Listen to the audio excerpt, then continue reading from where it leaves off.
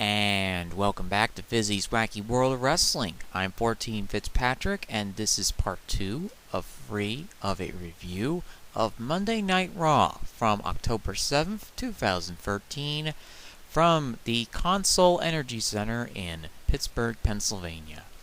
We begin part 2 with the Heyman guys walking down to the ring, pretty confident in themselves because despite the fact that Ryback lost at Battleground due to CM Punk hitting a low blow on Ryback, Paul Heyman is pretty happy with himself.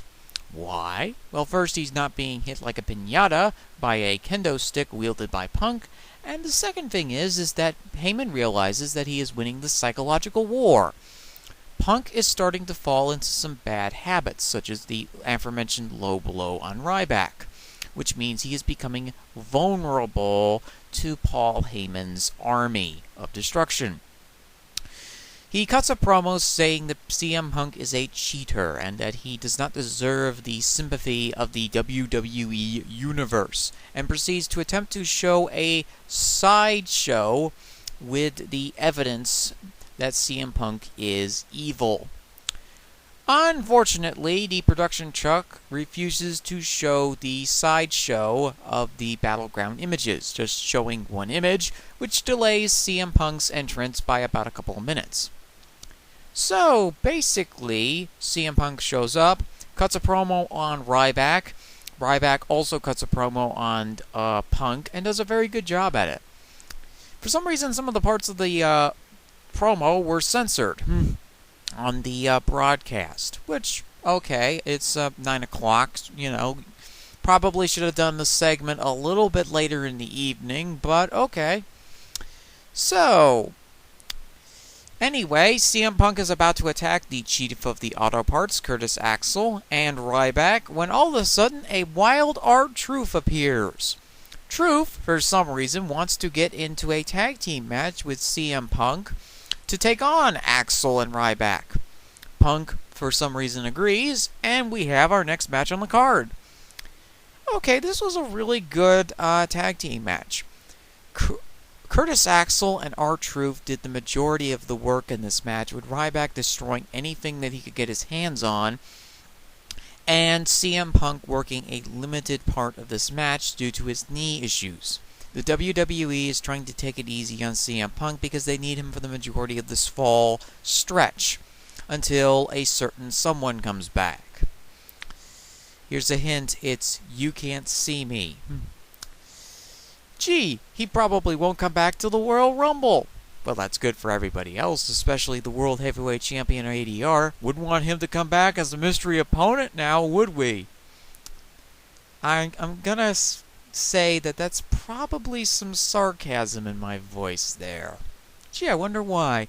Anyway, Axel and R-Truth worked the majority of this match, Axel pulling off some really good offensive maneuvers, as well as Ryback tagging in and out with him. I really like Ryback communicating with Heyman. He says, "What do we do, boss?" And Heyman is barking out instructions as we come to cut to break. And so basically, this was a really well-orchestrated match by the Team Heel, while Team Babyface did their part really well. CM Punk hit all his spots really well, and is still recovering from the various different knee issues that he has had, while R-Truth is a really pretty good wrestler. He hit all his spots really well, his offense looked convincing, which had been a bit of a problem for R-Truth before. All in all, was a really solid, really well-done tag team match, which I wasn't expecting very much out of.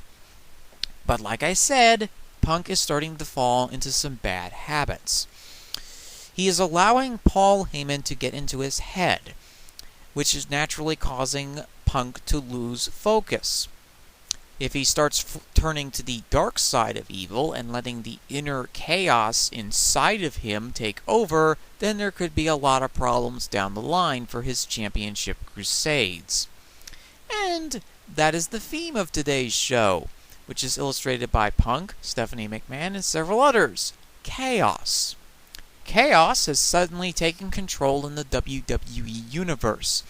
The universe itself is unbalanced due to the big good of the WWE, a certain John Cena, being absent for many months. And that has allowed the lawful evil of the corporate H regime to take over. However, because the corporate H regime is lawful evil, it doesn't understand chaos very well. And because of all this chaos that's happening in the WWE universe, such as that deranged lawn gnome continuing his quest for the WWE Championship, this has caused some screws to start coming loose in the plan of the corporate empire. Mainly Stephanie McMahon accidentally firing the Big Show and letting her temper get to her. Or in CM Punk's case, letting Paul Heyman get to him, which is causing inner turmoil in his mind. Anyway, as we continue on with the show, we get our second person that wants to be the special guest referee for the WWE Championship match in Hell in a Cell. That would be Mr. Bob Backlund, who, for some reason, isn't delivering cross-faced chicken wings to anybody in Washington, D.C. right now. He's instead here in Pittsburgh and cuts a really great promo, which is really toned down from his usual promos. He says he'll do what's best for the match, and if anybody messes around, he'll slap them in the cross-face chicken wing. And Bob Backlund is very passionate about this. Cuts a really great promo, as I said before, and looks like he is about to go hit the cross-faced chicken wing on the concession stand guy that overcharged him for a hot dog and a bag of chips. Anyway, as Bob Backlund continues to terrorize food providers in the concession stands, our next match is here. Kofi Kingston versus Randy Orton. A really solid back-and-forth match between these two individuals. They've had really great matches in the past, and this is the second best match on the card. Kofi is trying to make his comeback, where Randy Orton is trying to do every conceivable evil thing possible. Orton, unlike the rest of the evil McMahon regime, has accepted the inner chaos inside of him and has decided to destroy everything in his path. Rob Van Dam, The Miz, now Kofi Kingston is on his list of victims, because Kofi Kingston did not support the corporate regime. He is destroying him in the ring, on the floor, in the backstage area. Actually, that didn't happen, but Orton really wanted to destroy him in the backstage area. It would allow him to destroy him in the catering area, because he really loves doing that. So, anyway, as Randy Orton systematically destroys Kofi Kingston, Kofi gets his comeback in and starts trying to hit the SOS on Orton. He succeeds in hitting the SOS for a 2 count, but that doesn't help him. He then gets hit on the floor again, smashed into the barricade, smashed into the announcer's table, and then finally put out of his misery with an RKO in the ring. As Randy Orton is celebrating this, however, he forgot one important thing about this match. He forgot to put his lawn gnome repellent on because he is attacked by Daniel Bryan. Daniel Bryan proceeds to charge him, knock him out of the ring, and proceeds to brawl with him on the floor when suddenly a stampede of referees arrive. Obviously, the running of the referees is in full swing.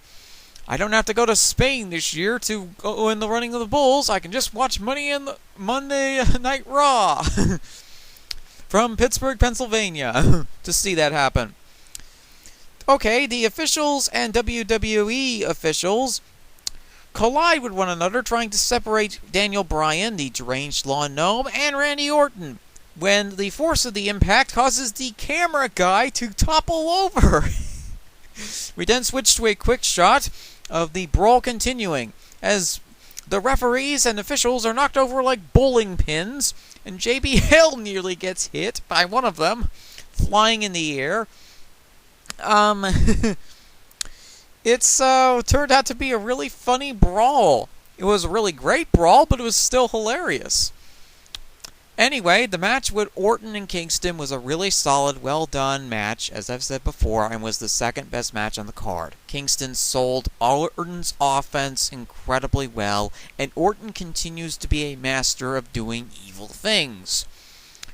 He is so proud of being an evil villain, finally, for the first time in several years. It is his natural alignment. He loves being a heel. He's really good at being a heel. He was face for several years and really wasn't happy about it. Then, we got to a segment with Vicky Guerrero talking to Alberto Del Rio. Alberto Del Rio asked Vicky Guerrero to pick his opponent for Hell in the Cell. May it be the bucket that I have been feuding with for many months. May it be the barber chair that really should get a singles push right now because he did such a great job on the August 5th episode of Monday Night Raw. May it be the broom that has been feuding in 5-star matches on the house show circuit with Dolph Ziggler. Or may it be B.A. Starr finally making his debut on the roster. Or the WWE Appington III making his debut on the roster as well. May it be any of those possibly fictional opponents or inanimate objects. I can defeat them all with my cross arm breaker. ADR is very happy about this. Vicky is not so convinced, however. As we end part 2 of Free. Tune in for part 3 to see what opponent Alberto Del Rio has in store for Hell in a Cell. And it's somebody he's probably not going to be happy about facing. We have a 6-man tag team match, and somebody gets punched in the face by a certain Big Show. And we'll be right back.